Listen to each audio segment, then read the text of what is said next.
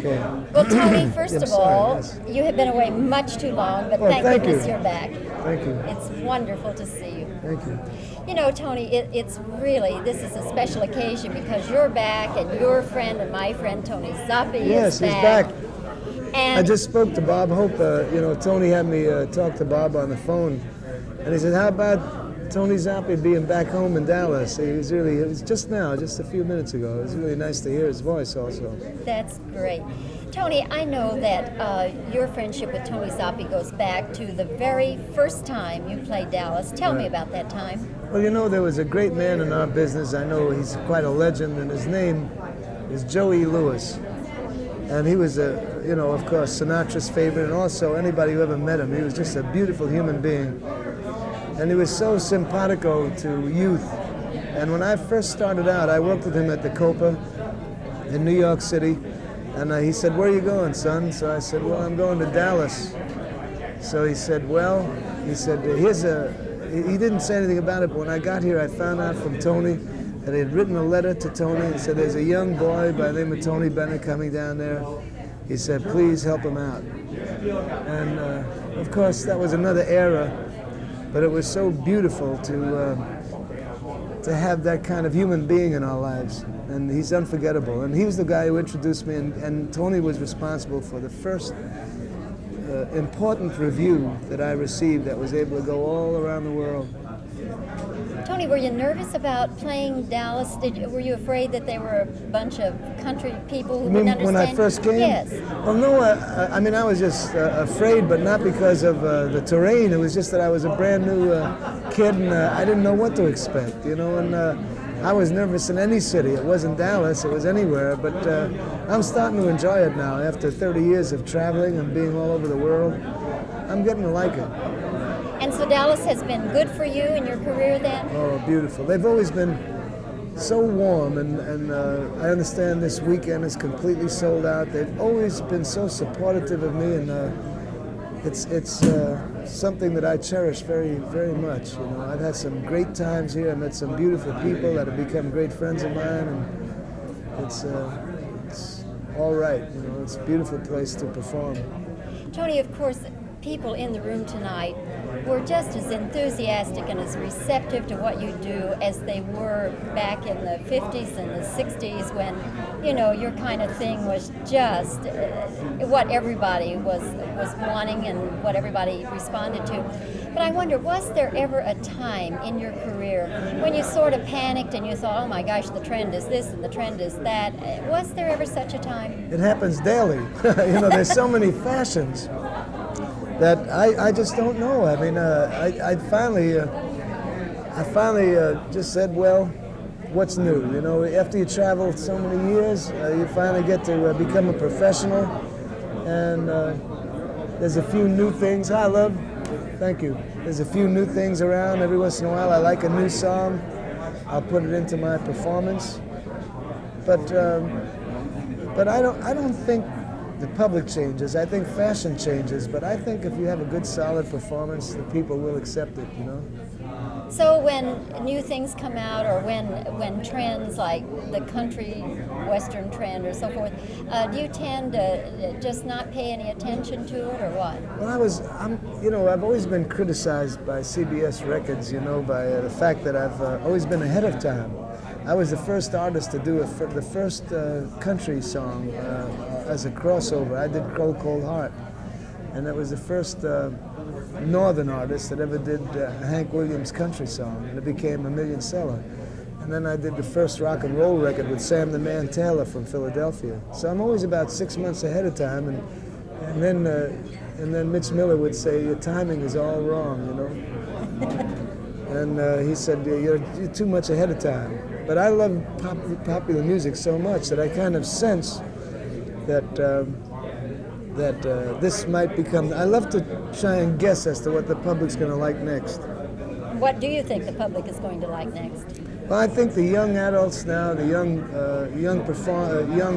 audience, they're getting away from just one type music like disco or rock, and now they're getting to like, which I'm very happy to hear, they're getting back to a spectrum of music. They're getting to like classical music and folk music and country music and jazz and rock and disco, but now they're getting more of a spectrum. And, it's just absolutely delightful to know that their level is more mature than it was a few years ago. They're getting to like all kinds of music from all over the world. They're interested in Chinese music and Indian music from India. And it's a very healthy sign, actually. It's a warning that the young Americans are getting in touch with the whole world, and it's nice to know that. Tony, when I hear you perform, and particularly when you come to the end of a song and you latch onto one of those high notes, and I mean, you just really hang in there, and it's so thrilling. And I've had this thought more than once, listening to you, thinking, my word, in a different time, under different circumstances, I wonder if he ever thought about being a Pavarotti.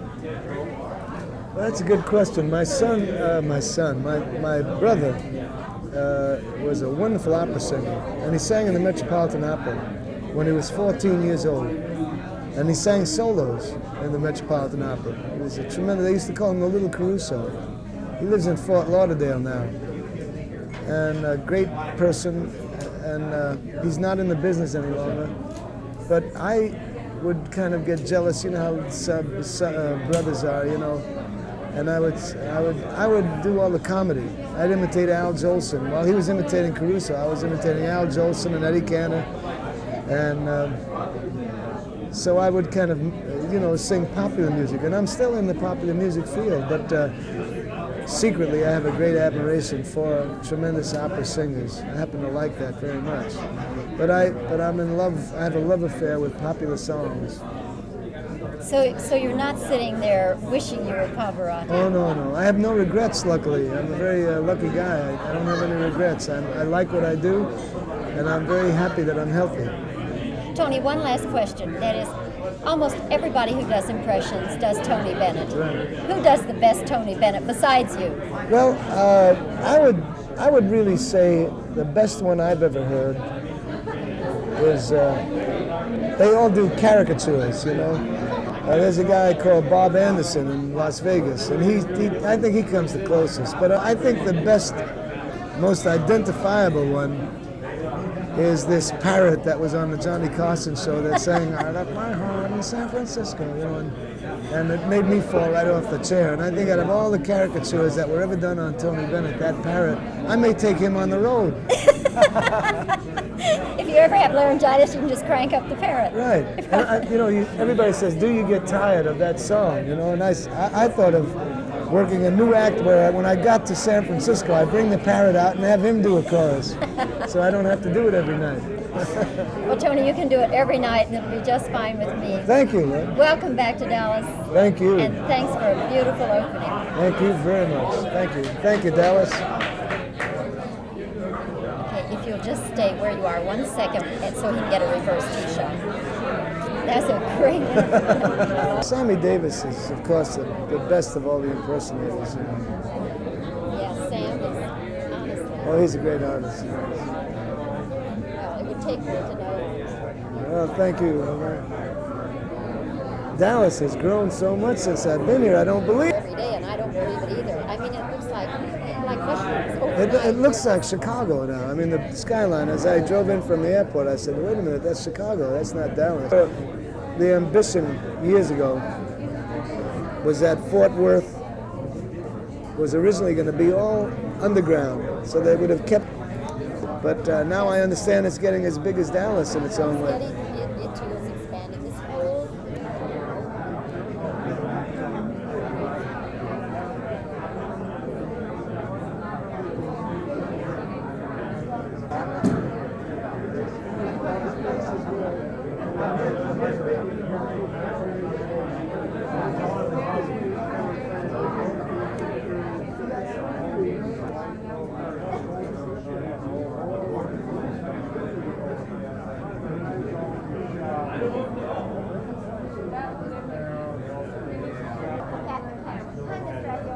Looking off, don't worry.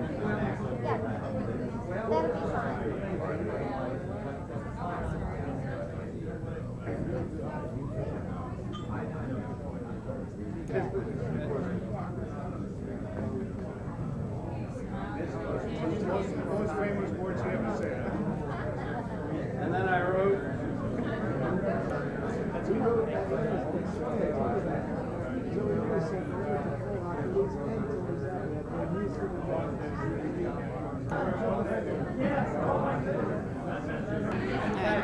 Uh, it,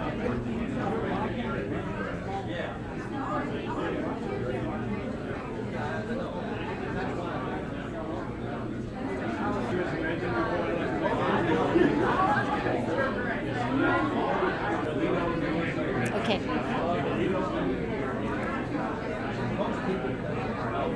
Tony, what do you remember about your very first Dallas appearance?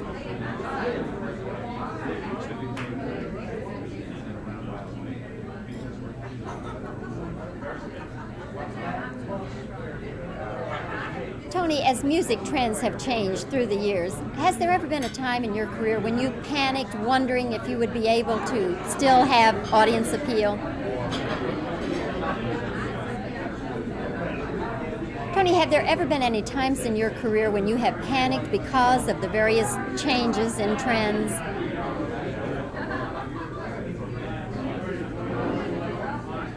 How have you managed to keep up with the various changes in trends of music?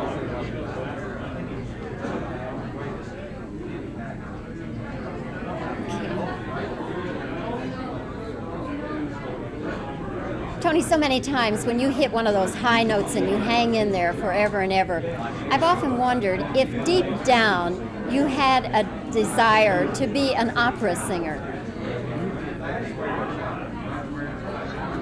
Tony, you have the ability to latch onto a high note and hang in there forever and ever, it seems.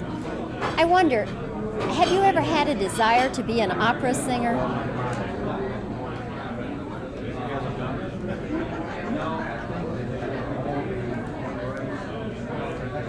So many people do impressions of you. Who does the best impression of Tony Bennett? Of all the people who do impressions of Tony Bennett, who does the best one?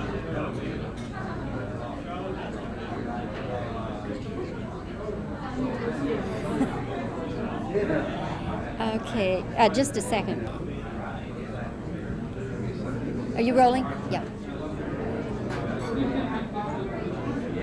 Tony, have you ever been criticized by record producers perhaps for not changing with the times?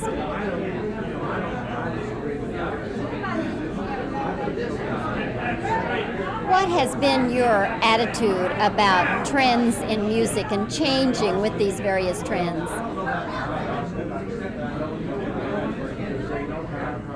Do audiences' tastes in music change from decade to decade?